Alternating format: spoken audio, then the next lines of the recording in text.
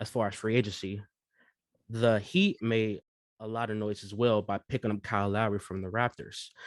How do you guys think about the Heat, and can they contend for a title in the Eastern Conference this year? I really like the move for sure. I like Goran Dragic, but the move to Kyle Lowry is obviously an improvement with the experience, with the 3-point shooting, and obviously with his defensive intensity, effort, all that. Can they compete in the East?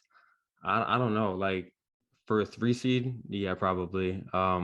For to actually get back to the finals, I could just doubt it just because of the teams ahead of them. My short answer is yes, they can compete to get back to the finals. Kyle Lowry makes that team a lot better. I also love Goran Dragic, but Kyle Lowry's, pull-up jump shooting and ability to score out of the pick and roll is something that I think that team was, missing from their guard spots. Jimmy Butler's life becomes so much easier, and then, you can work a lot of things out of that. Kyle Lowry, Bam Adebayo, two-man game, pick and rolls with guys like Tyler Hero and Duncan Robinson providing spacing off of that. That's going to allow that Miami Heat team to kind of play the pace and space that they want to play. I love the fit. I love he screams Miami culture. He's one of those guys like Jimmy Butler. They're going to work hard, play defense. They're going to be scrappy. They're going to give you some points. They're going to be leaders to your team. That kind of fits with Adebayo as well. He fits perfect with that team, but I just don't see them being a contender this year. To go off of what you were saying, I read this Miami Herald article the other day with Jimmy Butler saying everything that Lowry does out there on the floor is for the final outcome. That's just to win the game. He impacts the game in so many ways. That just like what you said, they all play the same way. And, we saw it 2 years ago when they got to the finals. It seems like is a more talented and more experienced group. So, to expect a deep playoff run, I think is one thing. You guys are on opposite sides of whether or not they can actually get to the finals. But, this is one of the best teams in the Eastern Conference. Well, look at their roster. They have a pretty good damn roster. Yeah. They have one of the best rosters in the entire NBA. But, when push comes to shove, I'm just going to say, are you going to take them over the Bucks? No. Are you going to take them over Brooklyn? I just don't see it happening. I really did. I said this last season. To me, Luka Dončić is overrated. I just think he's an overrated player. I think the hype around him that we're building up for him, the suspense, he was favorite last year to win the MVP. And he is again. He's a favorite. Why? Why is he favorite? He almost averages like a 30-point triple-double. Like, we can talk about basketball, but if we're just looking at numbers, anybody who almost averages a 30-point triple-double would be an MVP conversation. His team is terrible. It doesn't correlate to wins. If we're talking about the MVP race and we're going to say Luka can't be in it because his team is terrible, then Steph Curry couldn't have been in it last year. His team was exactly ninth. That's why he didn't win it. That's what I'm saying. But that's why he didn't win it. If his team was top 3, there's no question Steph was MVP last year. You could have said the same thing for Luka, though, right? You can, but I'm just not under the impression. I keep getting this sense. Everyone keeps telling me, okay, this is the next guy. This is the next LeBron. This is the next face of the league. And I'm like, I just don't see what you guys are seeing. What do you think is missing, I guess, is what I would want to ask you. Besides the wins. Well, that's hard to take away. If you're taking away the wins, I just want him to be a leader. I don't think Luka Dončić is a leader of men. I don't think he can lead a team to a championship. I don't think he's that guy. There's some people that just can't be the best player on the championship team. I think he's one of. I don't think he's one of them.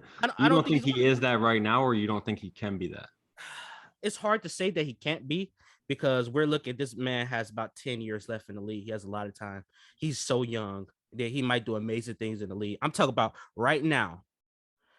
He's not the guy.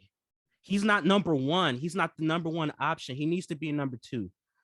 No, Luka should never be a number 2 option in his career. Hold on. Time out. Okay, so let me play devil's advocate. Let me play devil's advocate. Okay. Devil doesn't need any more advocates. Okay. Look.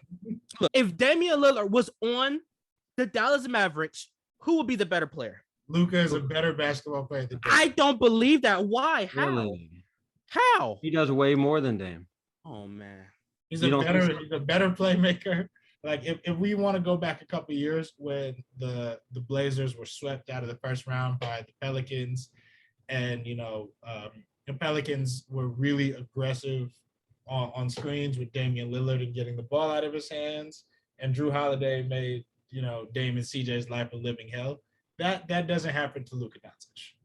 So the Clippers, who I think will still be a good team, even with Kawhi probably having to miss most of the season. It's still a good roster. And y'all will put some respect on Paul George's goddamn name. So I got the Clippers at the 5, and I guess that'll leave Portland as my 6th seed, the Grizzlies at 7, and you got to have Dallas in there somewhere, right? This is where it gets tough. This is where it gets tough, right? I think Dallas, Golden State, San Antonio. I think Dallas, Golden State, San Antonio, and the Pelicans are all kind of competing for that 7th through 8. I'm actually going to switch it up. I'm gonna have Dallas at 7, and I'm going to have the Warriors at 8. I think it's going to be tough. I absolutely think that fully healthy, the Warriors are a real threat to make the finals. I'm banking on them having some struggles with Klay Thompson coming back, and we saw them kind of struggle to find primary shot creation at times last year when Steph Curry was off the court. I think the West is going to be crazy, and I look forward to being very wrong with all of my predictions. So it's tough to look at these teams right now because of what you said, Tunde, with the injuries, and it seems like every team just has like a major flaw that it's kind of hard to predict if they're going to be able to get over that. The Mavericks and Trailblazers are introducing new coaches, and then the Warriors are dealing with the Wiseman injury as well as the Klay injury. So, and then the Clippers are dealing with Kawhi. So it's really hard to know where these teams are going to be, in a month, let alone at the end of the season. No team is going to offer the house for Ben Simmons currently because they know he wants out. So now it becomes. Do you think Philly wants him to play then to raise his trade value? I think Philly wants him on the team. I believe what Doc Rivers said, that he wants to try to win with Ben Simmons. I believe that's true. I don't think Joel Embiid wants to play with Ben Simmons. I don't think the front office wants Ben Simmons on the team. I believe Doc Rivers wants that. So if you're the Sixers organization, where do you go from here? What do you do? I think you try and convince him to play while you continue to look for trades, and hope that either you can convince him to stay, or he plays so well that his trade value raises, and then you can deal him for an offer that you actually want. See, I think what's going to happen is it's going to get so toxic that they're going to have to move him for pennies on a dollar. He doesn't want to be there so bad that I'm willing to do this to get out of here. He said he's willing to go to any other team but Philadelphia. So if I'm any other organization, why would I trade my best players, my draft picks, my future assets for a star that doesn't want to be there? And I agree with you that Philly will probably end up having to accept less than what they want to accept. But I mean, I think that's the organization's fault. Ben Simmons, as is one of the 3 best defensive players in the NBA right now. Is a switchable force who can guard just about everybody who isn't like Kyrie Irving or like Joel Embiid. And you get that with size, positional versatility, and playmaking. The amount of suitors out there, like there are a lot of teams that are going to want that. Somebody I will assume will be willing to come off a first round pick for Ben Simmons.